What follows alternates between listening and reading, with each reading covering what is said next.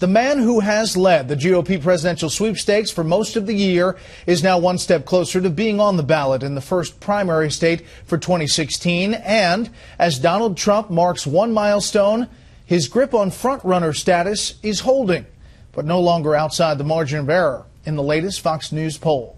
Chief political correspondent Carl Cameron is on the campaign trail in Nashua, New Hampshire tonight. Donald Trump arrived at New Hampshire's State House to file for the first-of-the-nation primary ballot in 14 weeks. All I know is I'm number one. Indeed, he is the first Republican candidate to pay $1,000 and secure his spot on the nation's first primary ballot next year. My slogan, make America great again. That's what we're going to do. Make America great again. And I'll sign that bill. After a few recent polls where he was behind, a new Fox poll shows Trump slightly ahead of Ben Carson, who's virtually tied within the poll's margin of error.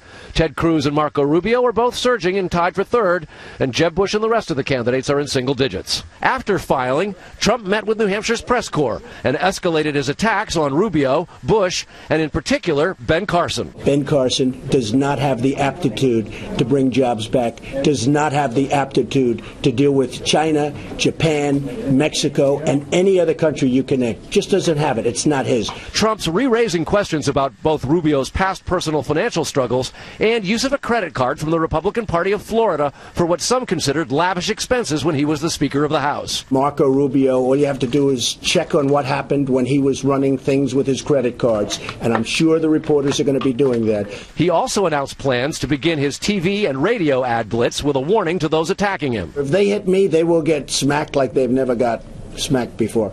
I'm going to be very positive. We are doing ads. They'll be announced tomorrow sometime.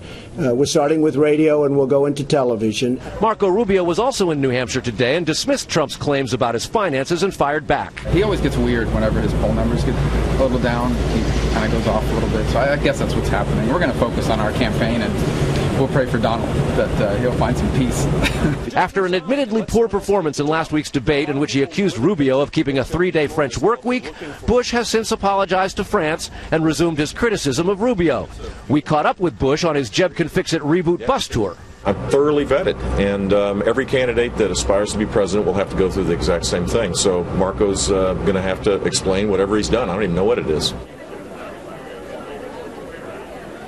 Rubio's crowds are growing in size and enthusiasm. He acknowledges that he does have 2 years of receipts for that Florida Republican Party credit card, and he plans to make them public sometime in the next month or so. And tomorrow, he too will go to the State House in Concord and file to have his name on the nation's first ballot, 9 o'clock tomorrow morning. Bret? Carl Cameron live in Nashua tonight. Carl, thanks.